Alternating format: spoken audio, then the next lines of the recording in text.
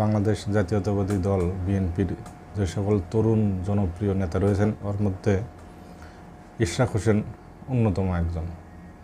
তিনি শুধু তার নিজের রাজনৈতিক যোগ্যতার কারণেই নয়, তার অনেক কর্মকাণ্ড তরুণদের মধ্যে অনেক জনপ্রিয়। তিনি অবিভক্ত ঢাকা সিটি কর্পোরেশনের মেয়র জনাব সাদেক হোসেন খোকার ছেলে। তিনি বীর মুক্তিযোদ্ধা ছিলেন এবং তার এই পারিবারিক রাজনৈতিক লিগ্যাসির কারণেই তিনি অনেকটা রাজনীতির মাঠে এগিয়ে রয়েছেন। তাকেও ঢাকার তরুণ নেতাদের মধ্যে একেবারে সেন্ট্রাল হিসেবেই তাকে ধরা হয়। শুধু ঢাকা না, সারা দেশেই তার জনপ্রিয়তা রয়েছে। কিন্তু ইদানিংকালে এই নগর ভবনের মেয়র পদকে কেন্দ্র করে তার প্রতি অনেক মানুষের বিরূপ মন্তব্য দেখা যাচ্ছে। এখানে বুঝে হোক বা না বুঝে হোক বা অন্য কোনো যে কারণেই হোক, উনি একটা বিতর্কের মধ্যে আসলে জড়িয়ে গেছেন। ওনার সাহস হলো ঢাকা দক্ষিণ সিটি কর্পোরেশনের মেয়র পদে, যেহেতু আদালত ওনাকে নির্বাচিত বলেছেন, তো সেক্ষেত্রে ওনাকে শপথ পড়ানোর মাধ্যমে তাকে দায়িত্ব বুঝাই দেওয়া। কিন্তু সরকার এক্ষেত্রে আইনের বিভিন্ন জটিলতার কারণে সেটা দিতে অপারগতা প্রকাশ করেছে এবং সেটা ইসির কাছে হস্তান্তর করেছে। তো অবস্থার দৃষ্টি এমন মনে হচ্ছে বিষয়টা নিয়ে সরকার এবং বিএনপি মুখোমুখি।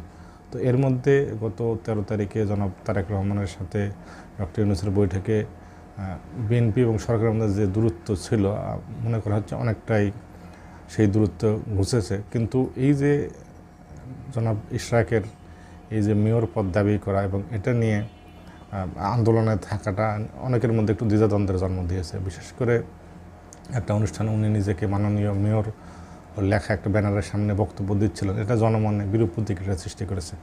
বিএনপি এমনিতেই অনেক বড় একটা দল, এখানে অনেক মতানৈক্য, মত ভিন্নতা, দ্বিমত থাকতেই পারে। তো তাই বলে এখানে এমন কোনো কাজ করা উচিত নয় যেখানে মানুষের কষ্ট উদ্বেগ করে বা মানুষ তাদের কাছ থেকে মুখ ফিরিয়ে নেয়। এই মুহূর্তে এই বিষয়টা সবচেয়ে ভালো সুরাহা করতে পারবেন আমি মনে করি যে বেগম খালেদা জিয়া। তিনি বাংলাদেশের এই মুহূর্তে প্রবল জনপ্রিয় একজন রাজনীতিবিদ এবং যার কথার মাধ্যমে দেশের রাজনীতির পট মুহূর্তে পরিবর্তন হয়ে যেতে পারে।